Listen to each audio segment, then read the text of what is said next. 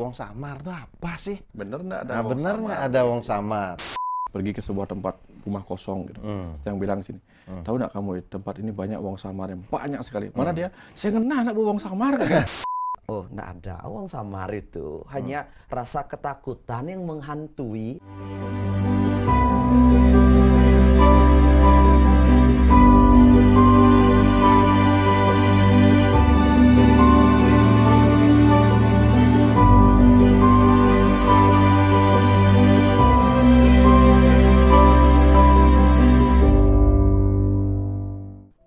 Om Swastiastu, Pak Dokter, Pak Putu, salam rahayu. Rahayu.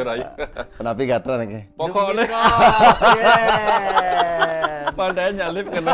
Pak Dokter lagi milu-milu. Aduh, jangan ikut-ikut Pak Dokter. Ini persaingan berdua ini. Kayaknya nih podcast The Mitos nih ada sisi kompetisinya nih. Harusnya jadi wasit ya. Kompetisinya ton ya tegar-tegar menggarang orang The Mitos gitu. Penapi sehat kena suami. Rahayu. Oke, semua kita hadir lagi bincang-bincang santai, Ya, bincang-bincang setuju. yang asik-asik lah, asik-asik. Pokoknya ngajana, nganginan terserah lah nanti. Yang penting ada hal yang kita bisa pakai sebagai satu pembelajaran kan gitu, Pak Dokter, Pak Putu. Puniki, Pak Putu, Pak Dokter, sekarang niki kayaknya banyak sekali entah itu podcast, entah itu ya medsos-medsos tertentu yang buat konten-konten pembuktian. Ya. Oh, di sini ya semacam kalau dulu kan ada uka-uka. Ini ada begini Kak, di sini seperti apa adanya. Ya, seperti itulah. Dan itu banyak yang kasih selain like, dia kasih apa istilahnya sekarang, kasih bunga mawar lah apa gitu. Intinya ada hal yang dia dapat secara ekonomis gitu. Nah, terkait dengan itu perlu kita bahas juga nih. Kalau dulu tidak belum zaman medsos, saya pernah juga nonton nih di salah satu TV lokal lah, salah satu TV lokal yang meliput tentang satu tempat di mana di tempat itu dipercayai ada wong samar. Jadi di sana nih detail disampaikan, bahkan di sana saya nonton sendiri. Itu ada seseorang yang terbiasa berbicara dengan wong samar itu diperlihatkan ketika beliau berkomunikasi. Ya, bahasanya berbeda, kemudian responnya berbeda, diterjemahkan juga artinya apa. Nah, sekarang pertanyaannya seperti biasa nih, sekensing gitu. Terus pertanyaan berikutnya adalah yang paling mendasar, wong samar itu apa sih? Bener nggak ada wong Bener samar? nggak ada wong samar? Wong samar itu apa? Kan kita bicara dari definisi dulu. Entah wong samar, entah apa sebutannya. Ya jelas wong samar, orang samar. Orang samar. Saru ada, kencing ada. Makanya pertanyaan Surya itu Iya, ketika bertanya kepada tiang yang Iya. yang logika kayak gini. Iya. Apakah wong samar itu ada? Ya, Ada. Samar-samar. Itu benar. Benar. Karena tiang sudah pernah membuktikan langsung, Surya. Langsung. Nah, ini serem. Tiang ngajak beberapa orang itu. Iya. Pergi ke sebuah tempat rumah kosong gitu. Yang bilang sini, tahu nggak kamu di tempat ini banyak wong samar yang banyak sekali. Mana dia? Saya kenal anak wong samar kan. Tapi terlepas dari itu, Surya, Iya. ada banyak sekali orang bercerita Tentang wong samar. tentang wong samar berdasarkan pengalaman-pengalamannya atau berdasarkan apa kata orang yang pernah menceritakan pengalamannya. Sehingga muncullah cerita orang nikah dengan wong samar, Pak Putu. Ada yang disembunyikan oleh wong samar. Nah, itu fakta dalam arti memang di tradisi kita kan kalau ada orang yang hilang beberapa hari pas kemana-mana gitu nggak ketemu, dipanggil lagi lah dia dengan kentongan apa bunyi-bunyian sehingga dilepas. Nah, tiba-tiba ketika dilepas, orang yang tadinya tidak kelihatan jadi muncul. Katanya dia melihat orang mencarinya, tapi dia bingung kenapa saya dicari gitu contohnya. Iya. Tapi yang agak tertarik gitu, ya beberapa orang memuja wong samar itu, memuja wong samar. Memuja. Iya, bahkan Ada pelinggih-pelinggih wong samar begitu. Makanya bingung kan kita, Pak Putu? Yang memuja Tuhan, bingung Tuhan sing ngenah. Tuhan tidak Samar kelihatan. maksudnya. Yang memuja dewa, orangnya ke dewan-dewan. Yang memuja luhur, sing konekkan ke Tuhan. Nah, iya. Yang memuja wong samar, bingung. Wadah, liu kalau ateis nih Ki. Tapi yang Iya, kemarin iya. ketemu sesuatu yang membuat Iya. kenapa yang tertarik untuk membicarakan hal ini, Pak Putu? Ada seorang teman itu luar biasa, beliau tuh pernah mengalami sebuah kondisi di mana hidupnya tuh ya agak inilah, seperti semua orang lah, pernah menjadi gelisah, gelisah kehidupannya. Nah, ketika gelisah tuh tentu dia ingin menenangkan diri, bahkan ingin, saking depresinya ingin bunuh diri atau menenangkan diri lah, coba-coba sebelum bunuh diri itu. Duduk di sekitaran sungai gitu, sambil merokok. Nah, disitulah kemudian dia didatangin oleh wong samar. Nah, namanya dia orang lagi frustasi, depresi gitu kan, nggak peduli, nggak takut sama sekali kan. Ngobrol aja dia, ngobrol, bla bla bla gitu, ngobrol. Nah, mungkin kebetulan yang mendapatkan, yang mengunjunginya adalah wong samar yang levelnya lain. Levelnya adalah level yang mungkin spiritual di alam sananya begitu. Dikasih pesan lah dia, kamu ngapain bunuh diri? Aku loh, kami loh, kaum wong samar ini, itu dalam bahasa Bali. Kami loh kaum wong samar ini butuh belajar, butuh sekolah tanda petik ribuan tahun. Supaya suatu ketika nanti kami bisa dilahirkan sebagai manusia. Nah, itu yang menarik. Wah, kok dia malah diajarin wong samar tentang betapa berbahagianya kita terlahir sebagai manusia. Nah, karena ternyata benar, diajaklah lihat, ini loh, lihat anak-anak ini sekolah. Sekolahnya nggak ada sekolah, mungkin seperti taman siswa lah. Belajarnya di ini, belajar begini, belajar begitu di alam gitu. Ini loh mereka ribuan tahun, jadi usia mereka tuh katanya ribuan tahun di situ. Supaya kami bisa bergaul, makanya disebut wong. Perbedaannya katanya, mereka hanya tidak mempunyai apa namanya, lekukan di atas bibir ya. Katanya begitu. Nah, kemudian banyaklah kemudian yang berkongsi dengan para wong samar untuk menyembuhkan. Nah, berkongsi dengan wong samar untuk menyembuhkan, termasuk teman ini sempat demikian, sempat memiliki kemampuan menyembuhkan orang. Tapi karena dia tipe orang yang suka belajar, dia malah nggak tertarik bisa menyembuhkan orang dengan bantuan si wong samar. Dia malah mengatakan begini, Pak Putu, kasihan nih orang-orang tuh, kenapa mereka diperbudak ya untuk membantu menyembuhkan, tapi yang dapat namanya si dukun ini gitu. Tapi katanya mereka senang karena dengan melayani manusia, bisa dekat dengan manusia, bisa saling interaksi, mereka membantu, ini dia mendapatkan keuntungan sesuatu gitu. Ini mendapatkan keuntungan nama baik, kemampuan dan sebagainya begitu. Tapi dia karena tidak mau, malah nggak bisa di rumahnya rame terus kan, akhirnya dia menghentikan itu. Nah, lebih banyak kemudian dia dapat belajar spiritual di alam sana dengan wong samar. Nah, itu yang menyebabkan dia sering terharu ketika menceritakan itu, Pak Putu. Karena dia pernah diselamatkan oleh sebuah pesan itu. Jangan kamu bunuh diri. Karena kami sebagai wong samar aja butuh waktu lama untuk bisa dapat tubuh manusia. Nah, itu yang dapatkan sesuatu manfaat.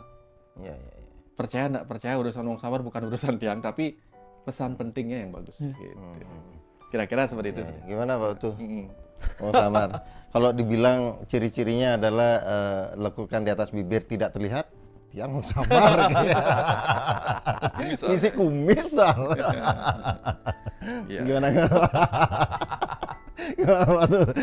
Tawa ya Pak Putu deh. Nih baju badang-badang nih samar. Pakaian hitam. Wong samar itu bagi saya dongeng. Cerita rakyat yang populer. Ada tidak ada ya? Saya jawab tidak ada. Tinggal ninggalin. Ya kan perspektif. Kalau saya bilang nggak ada. Tapi dongeng yang diperlukan di zamannya. Di zaman itu sangat diperlukan menurut yang. Sama waktu cenik nak tiang selalu jejeh ini mau hujan gerimis gitu. Do pesu, ada dedemit joknyan gitu. Dongeng. Karena tiang nak nakal tetap aja pesu sing ada dedemit gitu. Tetap pesu. Cuma pernah satu saat pulang malam beberapa kali lewat di daerah sepi saya ketakutan. Takut sekali. Seperti ada sesuatu di belakang. Yang asal ngikutin, terus kemudian kersak-kersak, ngabut langsung motor gitu, berkali-kali. Suatu saat, saking penasaran kan, kesel terus jejah gitu, punang motor kali kiji kersak-kersak, nggak ada apa, cuma nekat nih, kan sih nggak ada apa gitu. Berarti Oh, enggak ada. Wong samar itu hanya rasa ketakutan yang menghantui atau sesuatu yang mistis itu sih nggak ada gitu. Kadang-kadang ketakutan kita yang bawa. Tapi balik lagi pikiran orang kan berbeda-beda. Ada yang percaya, ada yang tidak. Tapi yang tetap pada kesimpulan yang pribadi setelah terus bertahun-tahun menyelami gitu, dari kecil percaya, lama-lama akhirnya tidak percaya. Karena lumayan mengganggu bagi pikiran tiang kalau itu ada gitu. Tapi bagi orang yang bermanfaat ada wong samar, memang itu diperlukan dalam hidupnya, silahkan percaya gitu.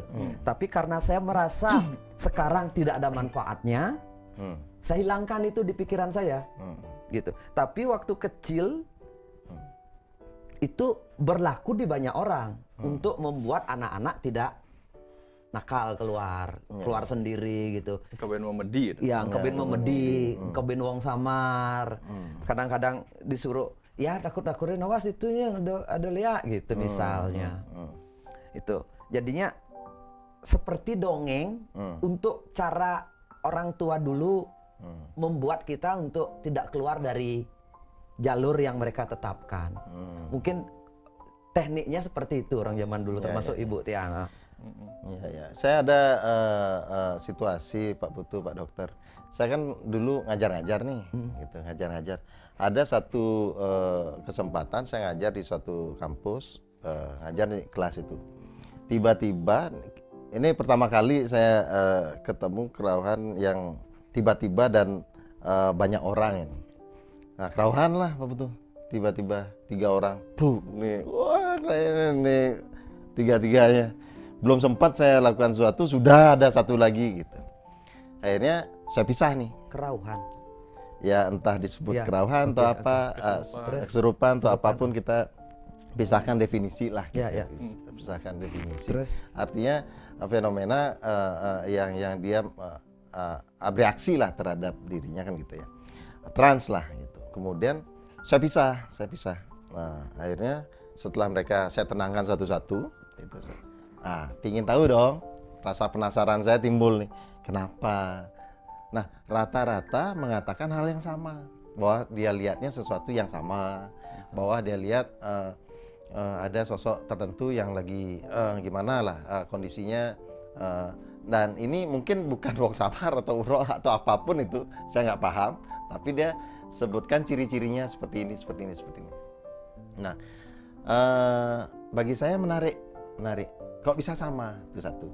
Kedua, berikutnya saya edukasi dengan ketidakpahaman saya, dalam artian ketidakpahaman ini terlepas di sekan apa sing atau apa, tapi kan balik lagi, oke, saya harus atasi ini, kan gitu, atasi ini. Apa yang saya lakukan? Saya buat waktu itu enggak tahu kenapa kok saya mengarahkan mindset dia terhadap sesuatu yang menyeramkan. Saya arahkan ke kandang 4, Pak Dokter. Saya arahkan ke kandang 4. Ini sebetulnya nyaman ya gitu, nyaman. Yang bertugas melindungi kita. Yang namanya pelindung itu tidak mungkin sesuatu yang lempe ataupun lemah, kan nggak mungkin gitu. Pasti sosok yang kuat, mengerikan, supaya orang yang ingin mengganggu itu nggak berani ganggu gitu. Nah, setelah itu apa? Balik lagi. Hasilnya setelah itu kebetulan semuanya cewek, ya, semuanya wanita, dan salah satu orang itu, ya, murid yang akhirnya setelah dia tamat, kerjalah dia di daerah Uluwatu sana. Yang notabene dia tidak kos, wanita tidak kos, jarak dari rumahnya di Tabanan. Untuk ke sana saja naik motor itu 1,5 jam sampai 2 jam. Hanya di perjalanan, belum bolak-baliknya kan. Nah, karena dia kerjain di hotel, saya tanya dong, kalau kamu malam segala macam, nggak takut kamu? Kasih testimoni lah dia. Bahwa yang kita bicarakan dulu waktu dia kuliah dulu, sampai sekarang masih dimanfaatkan. Kapanpun dia takut, dia bayangkan sosok itu ada di belakangnya dan boncengan dengan dia. dan dia tidak pernah takut apapun. Ya, ya, Gitu. Dia tidak takut apa. Saya bayangkan Uluwatu itu kalau malam itu saya sendiri juga ya takut juga lah, tanda kutip ya. Gelap, berliku, apalagi zaman sekarang sih ada begal atau apa kan. Dia tidak gitu. Nah, kesininya saya berpikiran, ada manfaatnya saya gitu untuk terlepas dari itu ada, tetapi bagi saya tetap percaya itu ada dalam artian percaya itu ada, karena kalau mau dibalik lagi, Dibi membakti nepuk Bathara sing, tapi kemudian membakti yakin ada Bathara gitu. Nah, susah kita berbeda pendapat dengan seseorang yang yakin gitu. Gitu. Sekalipun orang lain tidak melihat atau apa, bagi dia itu nyata. Oh ya. Itu bagi dia itu nyata. Saya awalnya memang ada agak percaya, Pak Surya. Tapi bukan berarti sekarang tidak percaya. Cuma saya memutuskan diri, memutuskan gitu, tidak mempercayainya. Sama seperti gini, Pak Putu percaya percaya tidak ada alien gitu. Belum pernah lihat. Tapi saya percaya ada kehidupan di luar planet bumi ini. Saya percaya. Walaupun belum pernah lihat. Saya percaya ada kehidupan di luar, karena semesta raya kita ini sangat luas, ada miliaran bintang dan galaksi gitu. Saya percaya.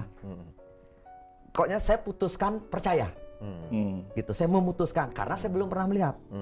Khusus untuk Wong Samar, Dedemit dan ini, saya memutuskan tidak percaya.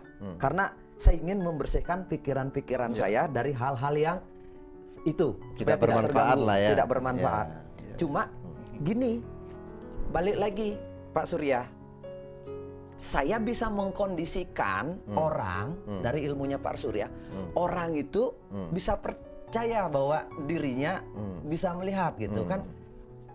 Pikirannya itu, refleksinya, kan ilmu hipnosisnya itu. Coba bayangkan tanganmu ada lem gitu, bayang lem, terus pikirkan yang kenceng. Sekarang lepas, nggak bisa buka tangan kita, perasaan kita seperti ada lem. Padahal sih ada lem, kan ada ajarannya itu di hipnosis kan, karena hipnosis. Sing nyidang buka kan terus sugesti dia kekunci terus tepuk udah kan gitu, udah tarik napas lepas udah hilang mobil gitu. Seperti itu ada di dalam pikiran kita sendiri bahwa ada dan tiada itu gitu. Jadinya kalau kita ingin membangun persepsi itu ada, kalau memang itu untuk kebaikan, percayalah bahwa itu ada, misalnya menjaga kita supaya kita tidak berbuat buruk, silakan. Bagi Tiang. Ya setuju nih Kak. Tapi kadang-kadang kan begini, ada situasi ya kalau kita tidak mulai dengan kita menyamakan keyakinan kita, gitu ya. Menyamakan misalnya dia bicara tentang keyakinan tentang A gitu. Ya mirroring. Ada kalau di hipnosis atau psikologi ada proses mirroring. Kita harus menyamakan dulu persepsi, menyamakan keyakinan kita dulu bahwa kita percaya dulu. Setuju kalau itu. Ya, ke sana dulu sehingga akhirnya nanti kita akan mengerti caranya bagaimana untuk kembali, istilahnya kalau kita adalah reframing lah gitu. Memframing, membingkai kembali sesuatu yang tadinya mungkin menyeramkan, jadi justru melindungi kan gitu. Kembali di atas benar atau tidak benar itu adalah asas manfaat tadi kan gitu. Apakah itu bermanfaat atau tidak, karena segala sesuatu yang tidak bisa diverifikasi gitu. Contoh, saya bilang misalnya, di pojok sana ada gini gitu. Napi buktinya ada, atau apa buktinya enggak ada, enggak bisa itu. Sesuatu yang tidak bisa verifikasi kan gimana makanya ada tiga cara orang mempercayai kan, yang disebut tripramana. Ada agama, ada sabda pramana, anumana, dan pratyaksa gitu. Nah, ketika waktu kecil Pak Putu percaya karena apa kata orang tua, sabda pramana dari orang tua, Pak, karena kita kecil. Tapi ternyata akhirnya setelah sadar bahwa itu dipakai hanya untuk menakut-nakuti. Seperti orang misalnya gini, ditakut-takutin sama polisi, nanti tak cariin polisi. Bener nggak kita dicariin polisi? Enggak. Tapi bukan berarti kita yakin bahwa polisi nggak ada. Gitu. Cuman kita dibohongin. Tapi syukurnya polisi bisa dilihat. Bisa dilihat. Kalau Wong Samar gitu kan nggak bisa dilihat. Sehingga apa? terakhirnya yang membuat ragu tuh di Pratyaksa kita nggak bisa melihat. Ya. Akhirnya apa? Udahlah sekalian nggak bisa melihat. Karena kalau bisa melihat terganggu seperti yang dibilang Pak Putu. Terganggu apa? Susah. Kemana-mana, mau samar kan Pak, gitu kacau di sini. Sehingga Pak Putu memutuskan untuk tidak mau meyakini itu lagi. Karena apa? Emang efeknya nggak bagus, terganggu juga kita kalau di mana-mana begini. Tetapi terlepas dari itu kita main di Anumana Pramana. Anumana bagaimana kita mendekonstruksi dengan logika kita ada dan tiadanya itu. Pertama kita percaya cerita tentang kedatangan Resi Markandeya ke Bali yang akhirnya sampai di mana namanya sampai di Besaki ya. Kedatangan pertama katanya banyak mengalami gangguan-gangguan gitu, sehingga banyak yang mati gitu. Ya mungkin kita nggak tahu apa penyebab kematian di zaman itu, tapi dipercaya itu gangguan dari Wong Samar yang duluan menghuni Bali. Sehingga muncullah kemudian upacara persembahan yang menyebabkan mereka mendapatkan keselamatan. Nah, persembahan itu diberikan kepada siapa sehingga mereka akhirnya selamat? Nah, adalah cerita-cerita di daerah Segara Rupa dan seterusnya begitu. Nah, kemudian itu kita ambil dari cerita sejarah. Kalau itu benar ada dan seseorang yang bisa melihat itu mengatakan itu ada, kemungkinan memang ada karena dia bisa melihat. Tapi kenapa tidak semua orang bisa melihat? Nah, contoh nih sekarang, lihat. Kita punya panca indera, tetapi kepekaan panca indera kita memiliki variasi. Setidak-tidaknya dari sudut telinga, normalnya telinga manusia hanya bisa mendengar frekuensi 20 sampai 20 ribu Hz. Sangat-sangat terbatas juga. Yang di bawah atau di atas itu mungkin nggak kedengaran. Beda dengan binatang-binatang lain mungkin lebih peka. Begitupun mata. Mata kita mungkin bisa melihat sesuatu yang gelombangnya sekian. Yang tidak terlihat nggak bisa kita lihat. Contoh lah. Apakah di sini ada virus? Ada. Tapi kita nggak bisa melihat. Virus adalah apa? Kuman samar. Karena kita nggak bisa melihat. Tapi kalau diambil di bawah mikroskop elektron mungkin ada. Tapi bayangkan kalau kita mempunyai kemampuan tanpa bantuan mikroskop. Mau beli buah, kita lihat di bawah buah itu sudah, tanpa perlu mikroskop elektron kita sudah ngajang buah. Bahkan di kulit kita ada virusnya. Kan stres kita. Ada bakteri. Akhirnya apa? Sesuatu yang tidak terlihat, biarlah tidak terlihat. Nah, itulah keputusan Pak Putu. Saya memutuskan tidak. Nggak usah lah. Nggak usah dipikirin. Ada, nggak ada, pokoknya saya nggak mau tahu. Daripada itu mengganggu. Kalau kita tahu, nanti kita menjadi obsesi kompulsif. Penjelasannya. Tapi bagi seorang dokter cuci tangan terus. Masih nih bakteri. Tapi bagi seorang dokter yang memang di bidangnya itu kemampuan untuk melihat dengan alat, entah itu pakai alat bantu atau apa, itu kan penting berarti. Penting karena dia perlu. Makanya dia tahu, ini lukanya begini, kemungkinannya ada kuman tetanus, dia akan bersihkan lebih lama. Ini digigit anjing, kemungkinan ada virus rabies, apalagi dia bisa lihat, dibersihkan, bagus. Artinya apa? Untuk orang tertentu, bisa melihat itu penting. Nah, ketika kita tidak penting, lebih baik nggak bisa melihat. Nah, itu. Karena pernah dikatakan juga sama teman kan gitu. Nggak usah dah melihat itu Pak Dokter gitu. Karena kalau Pak Dokter jalan di daerah Kuta tuh, Pak Dokter kaget-kaget kayak orang gila, ada orang yang nggak kelihatan, cuma Pak Dokter aja sendiri yang lihat gitu. Masuk akal juga. Karena masuk akal juga Pak Putu memutuskan, saya nggak mau percaya. Memutuskan. Ketika bicara Wong Samar, saya ingat lagi pengalaman, mungkin saya sudah pernah cerita di podcast sebelum, saya lupa, tentang ketika saya diundang di suatu tempat untuk konseling sebetulnya, tapi situasi ternyata saat itu ada bahasanya kesurupan, bahasa begitu. Nah, saya tangani. Ketika saya tangani anak itu, anak SMA nih Pak Putu. Nah, dia katakan bahwa dirinya diganggu Wong Samar. Nah, karena bahasa Wong Samar saya ingat itu. Wong Samar. Diganggunya gimana? Setiap sekolah ditarik-tarik, karena wanita nih, tarik-tarik lah rambutnya atau apa. Nah, pada saat itu saya tanyakan, ya mana Wong Samarnya? Karena saya pribadi nggak lihat. Ya, saya pribadi tidak. Nah, dia sebut itu, nah, dia tunjuk satu tempat, itu Wong Samarnya Pak. Gitu. Oke. Nah, saya tidak tahu mulai dari mana, saya iseng aja tanya, kenapa nggak kamu mau? Kenapa sih? Dia ceritalah, Wong Samarnya ada dua. Satu anaknya, satu ibunya. Jadi ibunya ini nyuruh anaknya cowok, Wong Samarnya ini, suruhlah untuk dekati cewek ini supaya mau menjadi pacarnya lah. Gitu. Karena dia bicara begitu, saya spontan aja saya tanya, kenapa nggak mau? Kan gitu. Iya, iya. Dia bilang, satu karena saya manusia, kedua saya kan manusia Pak, itu kan wong samar. Terus saya kan udah punya pacar Pak, nah gitu dia bilang. Nah kata pacar membuat saya juga berpikiran, kok nggak coba aja bilang, bilang aja wong samar itu saya pacarmu gitu. Nah ceritanya dia ngomong ke wong samar itu, ngomong lah dia begitu, dia bilang, Pak nggak percaya Pak gitu. Jadi dia nggak percaya juga kalau saya ini pacarnya gitu. Muter lagi berpikir gimana caranya nih, berpikir saya gimana caranya. Akhirnya tiba-tiba saya punya ide, oke, gini aja deh, pacarmu ada di mana? Nah ceritalah kalau dia pacarnya ada di Tabanan kan gitu, ada di Tabanan. Nah saya katakan, coba tanya nih sama wong samar itu mau nggak diajak ke Tabanan, tapi syaratnya 2, tidak boleh sentuh apapun dan tidak boleh bicara sama siapapun. Nah maulah mereka nih, wong samar 2 nih gitu. Oke, singkat kata kita ajak nih, ceritanya nih kita ajaklah mereka ke Tabanan. Saya tanya nih, itu pacarmu lagi ngapain? Oh lagi nonton TV. Oke, ajak dua-duanya wong samar ke belakang TV dan perhatikan pacarmu. Nah, lihatlah itu. Kemudian saya tanya, lihat nggak mereka berdua? Lihat. Oke, sekarang tanya ke wong samar itu. Oke, kamu sudah lihat pacar saya. Sekarang saya suruh buat perjanjian. Itu pacar saya. Sekarang tolong jangan ganggu saya karena saya sudah punya pacar itu. Kalau tidak, saya nggak antar lagi ke Gianyar, saya bilang gitu. Nah, dijawablah, iya setuju. Nah, berjanjilah mereka untuk tidak ganggu lagi dan lainnya sebagainya. Nah, akhirnya kita ajak tuh ke Gianyar lagi nih, Gianyar. Nah, orang yang melihat saya melakukan proses terapi tanya, Pak Sajo nih kok mana ke Tabanan apa Kengken nih gitu.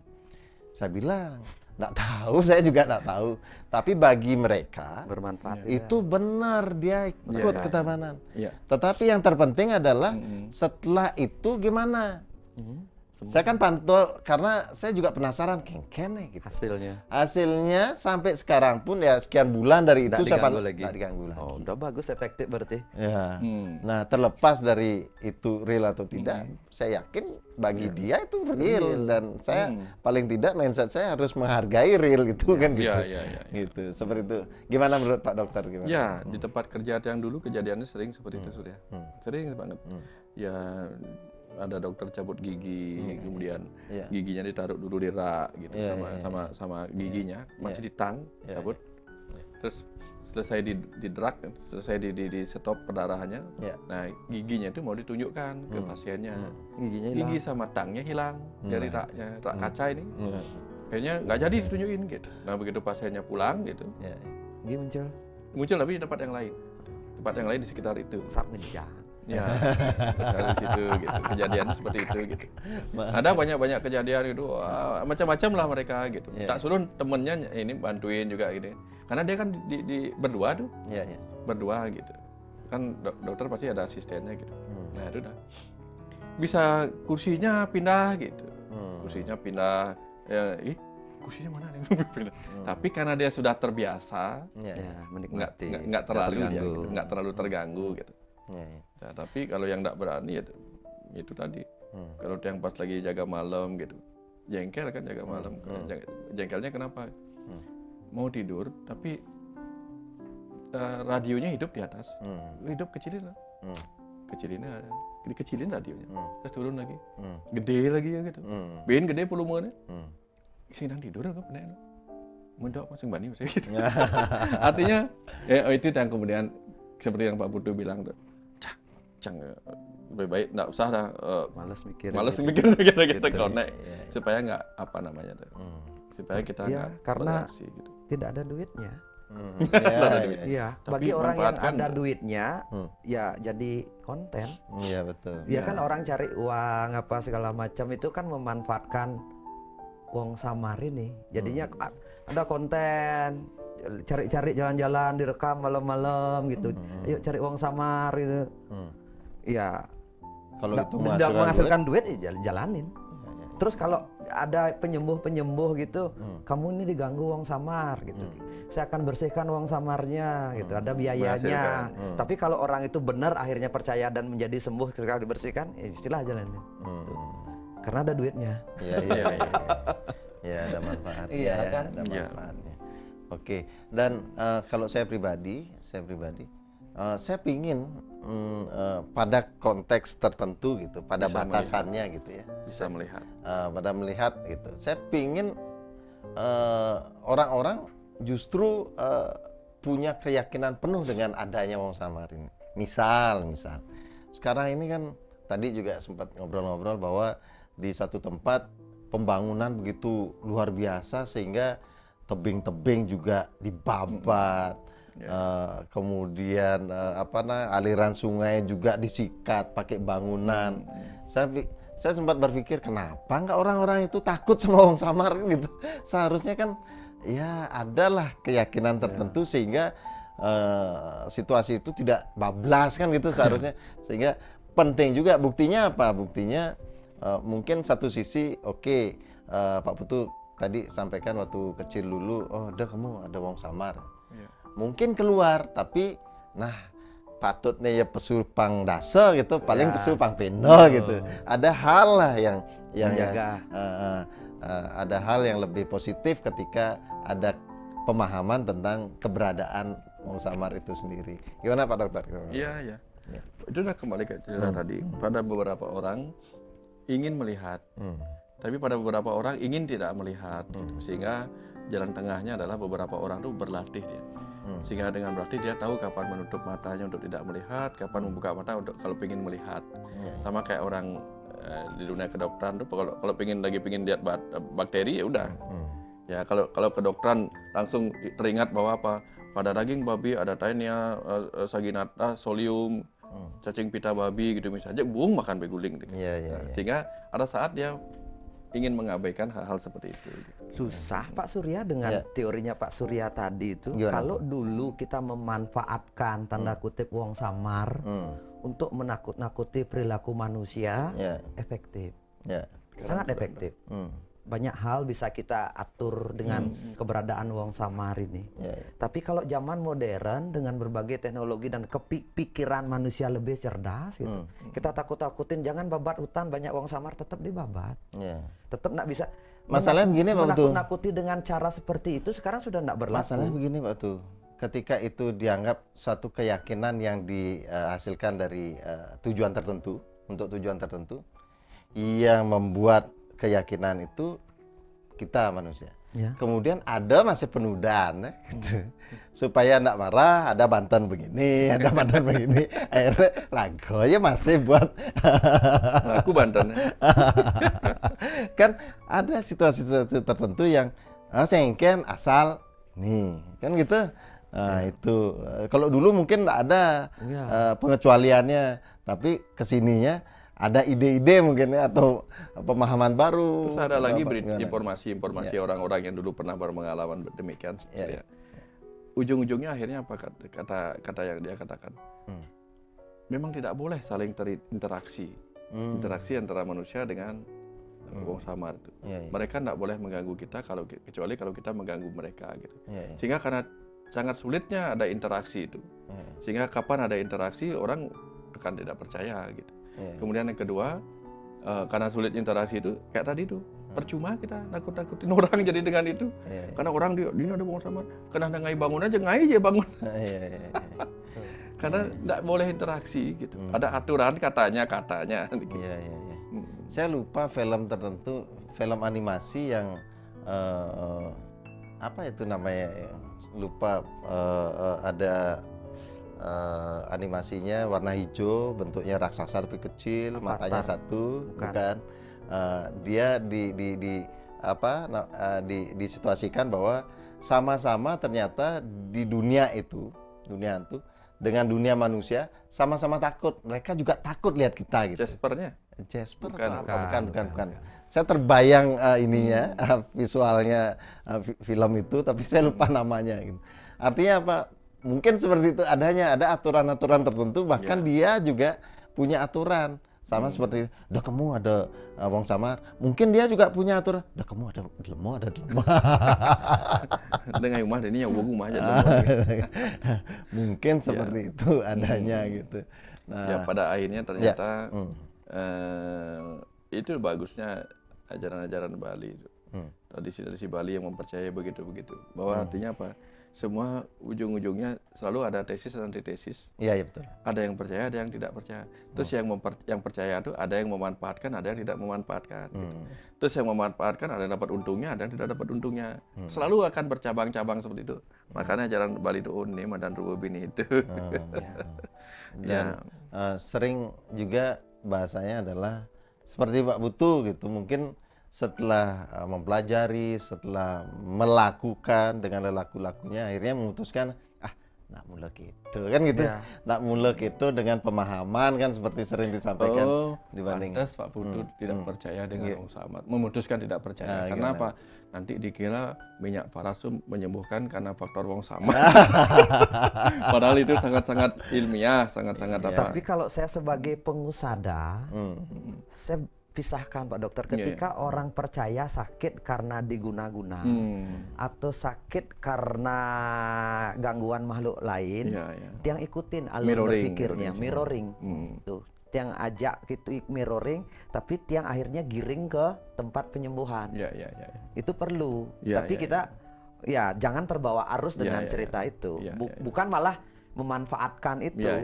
Jadinya kita manfaatkan kepercayaannya dia untuk bisa menyelesaikan masalahnya, untuk membuat dia keluar dari apa yang dia. Karena saya karena pengusada gini harus selalu berpikir netral. Betul. Sing benah sing pelih, tutin tapi giring jadi sembuh gitu. Karena sakit itu kan fisik, mental sama spiritual. Itu yang perlu diperbaiki. Kadang-kadang dia sangat percaya begitu, kalau bung ya berobatnya gitu. Karena kalau sekarang orang masa kita masih di ranah ngomong samar gitu. Nak bu ngomongan ke planet lain, itu pikiran saya, makanya saya memutuskan tidak percaya. Banyak hal suatu saat kalau memang ada seken onyo nak nepuk, ya udah tinggal rubah aja lagi keputusan saya percaya. Ya kan? Segampang itu ya. Segampang itu, tapi sekarang pangsing mengganggu banyak hal, saya putuskan tidak. Sama seperti foto aura. Dulu orang kan percaya sama foto aura. Sekarang bisa difoto tubuh manusia, kelihatan auranya jelas. Bahkan ada cincin yang berubah warna ketika kita sudah jelas. Emosinya jadinya berubah. emosinya dia lagi marah, auranya gimana, orang lain dibuat marah lagi, sama ternyata. Dan pengaruhnya buruk terhadap kehidupan. Pas lagi bahagia gini warnanya difoto sama, terus kemudian dampaknya sama kesehatan, bagus. Percaya saya, berarti aura itu ada di dalam tubuh dan tergantung pikiran kita dan kesehatan fisik. Siapa tahu suatu saat Wong Samar bisa difoto dengan teknik tertentu muncul. Saat itu saya putuskan lagi. Tapi sekarang taruh dulu di gudang ini. Gitu.